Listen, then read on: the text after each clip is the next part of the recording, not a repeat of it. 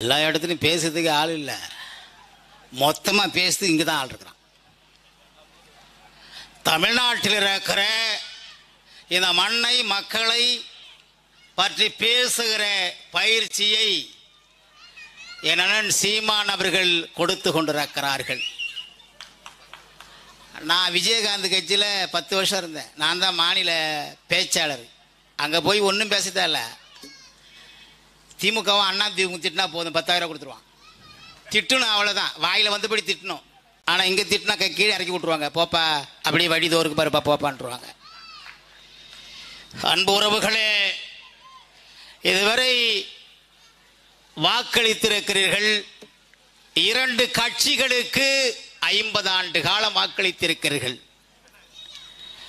நாங்கள் உங்களை அன்போடு கேட்பதெல்லாம் 50 ஆண்டு காலம் இந்த மண்ணிலே வாக்களித்த உங்களுக்கு திராவிட கட்சிகள் செய்தது என்ன என்பதை மட்டும் சிந்தித்து ஒரு வாய்ப்பை என்னுயிர் தங்கை அபிநயாவிற்கு வாக்கு போடுங்கன்னு கேட்க வந்திருக்கிறோம். நீங்கள்லாம் பார்க்கலாம், இந்த இடத்துல பொதுக்கூட்டம் இதுவரை போட்டிருக்க மாட்டாங்கன்னு நினைக்கிறேன். ஏதோ போட்டிருப்பாங்க. பாச்சுனர் காரு போய் பார்த்தீங்கன்னா இன்னும் கொஞ்ச நாள் 2 நாள் தான் இருக்குது. இங்கே 100 காரு நிற்கும்.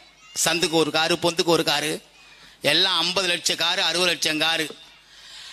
நாங்கள் வெறும் வயிற்றோடு உங்களிடத்திலே வந்திருக்கிறோம். அருமை உறவுகளே, உங்களிடத்திலே நாங்கள் கேட்பதெல்லாம் விக்கிரவாண்டி தொகுதி விவசாயம் நிறைந்த தொகுதி. நான் வரும்போதே பார்த்து வருகிறேன். எங்கு பார்த்தாலும் விளைநிலங்கள் இருக்கிறது, நல்ல நிலம் இருக்கிறது. அதை விவசாயம் செய்வதற்கு நல்ல மக்கள் இருக்கிறார்கள்.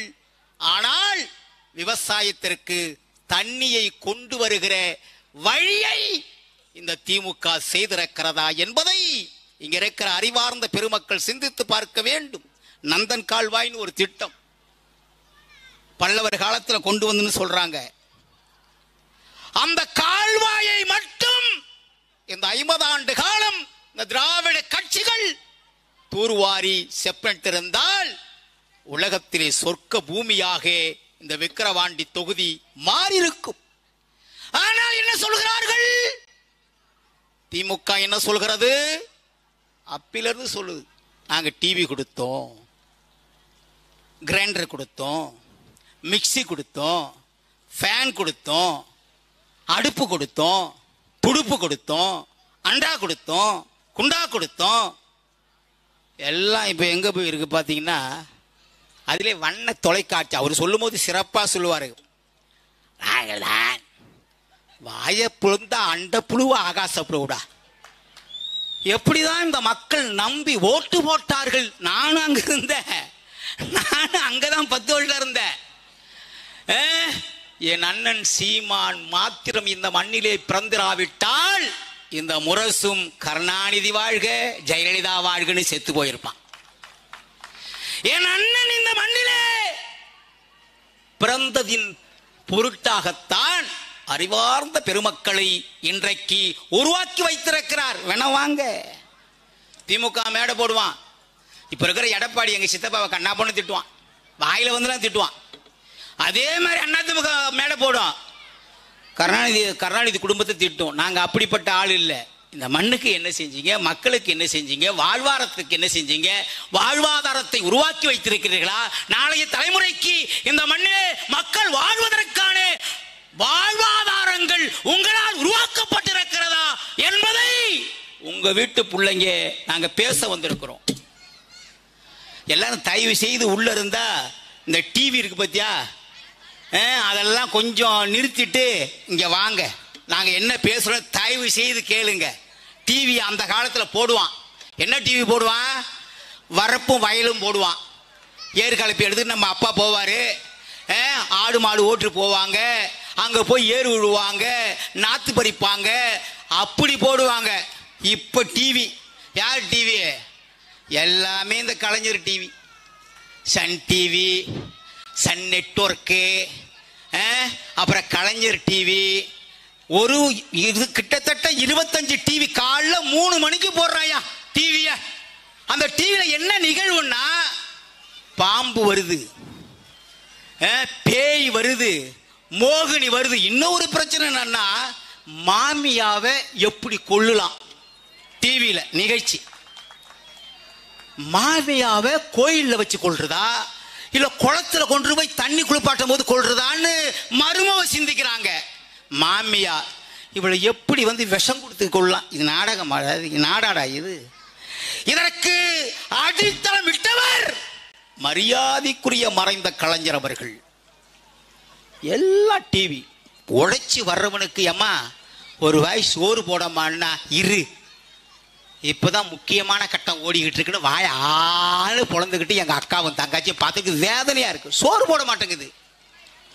இந்த மண்ணை மாற்றுவதற்கு, மக்களை மாற்றுவதற்கு எதுவுமே செய்யாமல் பொழுதுபோக்கிற்காக 50 ஆண்டு காலமாக இந்த நாட்டை ஆண்டிருக்கிறார்கள். நீங்களும் உங்கள் வாக்குறுதியை அள்ளி அளித்திருக்கிறீர்கள். வேணாம் மேடை போட்டு பேசு.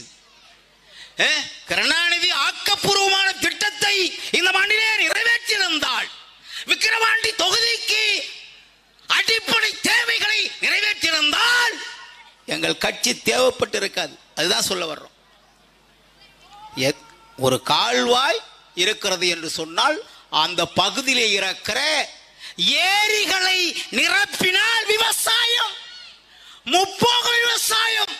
ஆனால் செய்திருக்கிறார்களா? கேட்டா நாங்க படிக்கிற பிள்ளைங்களுக்கு 1000 ரூபாய் கொடுக்கிறோம், பெண்களுக்கு,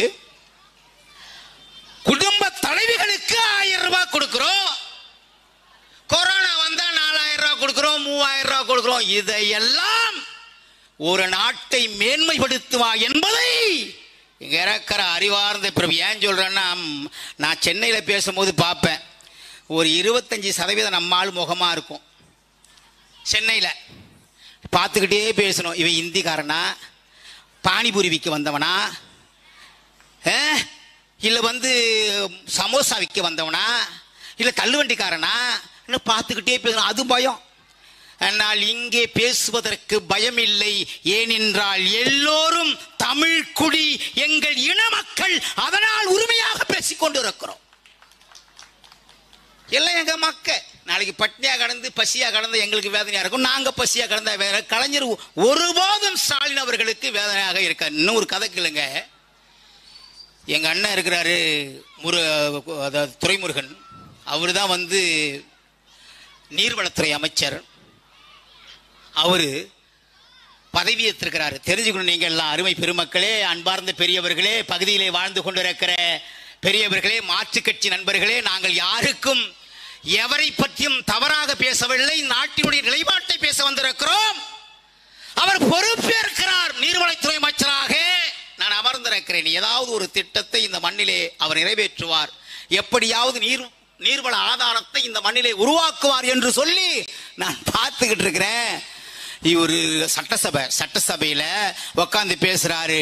நான் கலைஞருக்கும் விசுவாசியாக இருந்து விட்டேன். அவர் பேசுறது எப்படியே நீர்வளத்துறை அமைச்சர் பொறுப்பேற்கிற போது சொல்றாரு, நான் கலைஞருக்கும் விசுவாசியாக இருந்து விட்டேன், தம்பி ஸ்டாலினுக்கும் விசுவாசியாக இருந்து விட்டேன், உதயநிதிக்கும் விசுவாசியாக இருந்து விட்டேன், இன்பநிதிக்கும் விசுவாசியாக இருந்து செத்தால் என் கல்லறையில் திமுகவுடைய விசுவாசி ஒருவன் இவ உறங்குகிறான் என்று எழுதுங்கள் என்று சொல்கிற அளவிற்கு இந்த மண்ணிலே அரசியல் தாழ்ந்து கிடக்கிறது என்று சொன்னால், யாராவது பாருங்க, அண்ணன் பொன்முடி இருப்பாரு, பேசுவாரு, KN நேரு பேசுவாரு, திருச்சி சிவா பேசுவாரு.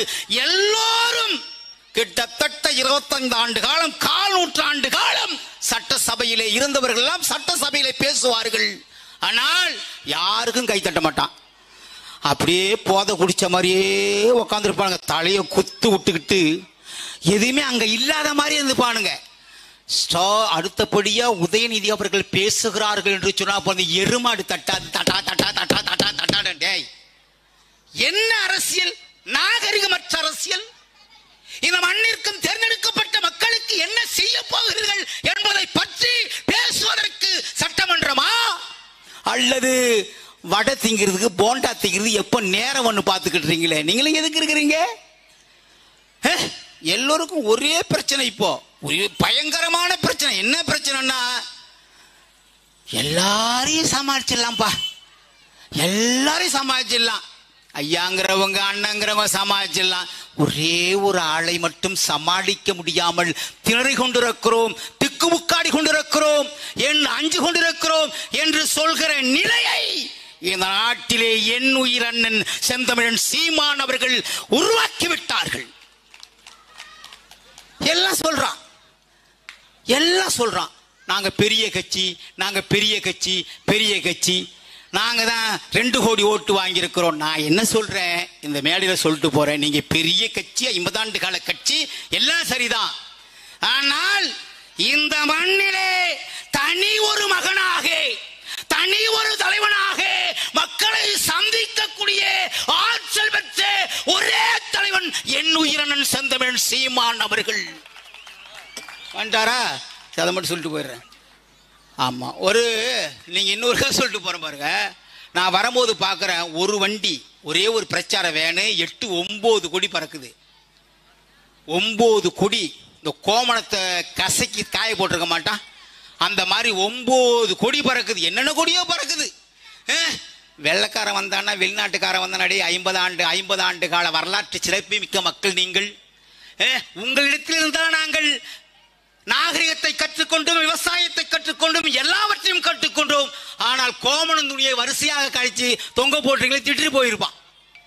தமிழ்நாட்டில் ஒரே கொடியோடு ஒரே தலைவனாய் மக்களை சந்திக்கக்கூடிய ஒரு மாமனிதன், புரட்சியாளன் இன்றைக்கு இருக்கிறார் என்று சொன்னால் அது எங்கள் உயிர் அண்ணன் சீமான் அவர்கள் என்று சொல்லி, ஒரு தடவை 50 ஆண்டு காலம் ஓட்டு போட்டுங்க என் தங்கச்சி மருத்துவர் அபிநயாவுக்கு ஒரே ஒரு ஓட்டை போடுங்க, விவசாயத்தை பெருக்குங்கள், தற்சார்பு பொருளாதாரத்தை இந்த மண்ணிலே உருவாக்குங்கள் என்று சொல்லி வாய்ப்புக்கு நன்றி கூறி முடிக்கிறேன். நாம் தமிழர்.